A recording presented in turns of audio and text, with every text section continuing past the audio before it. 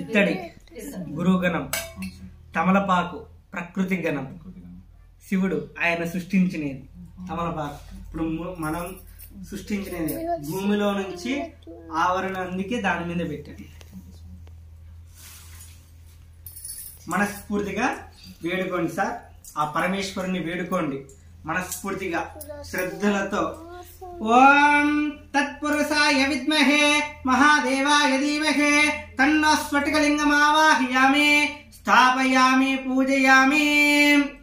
వేసేయండి సార్. స్థాపయామి పూజయామి. ఓం తత్పురుషాయ విద్మహే శివుని వాహనాయ ధీమహి తన్నో నందీశ్వర స్వామి ఆవాహయామి స్థాపయామి పూజయామి.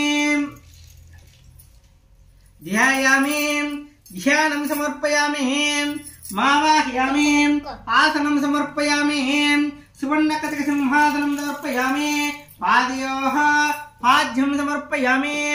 మేడం మీరు పోస్తానండి, సార్ కడుగుతారు. శివలింగాన్ని కడగలరు. చిన్నగా చెముతన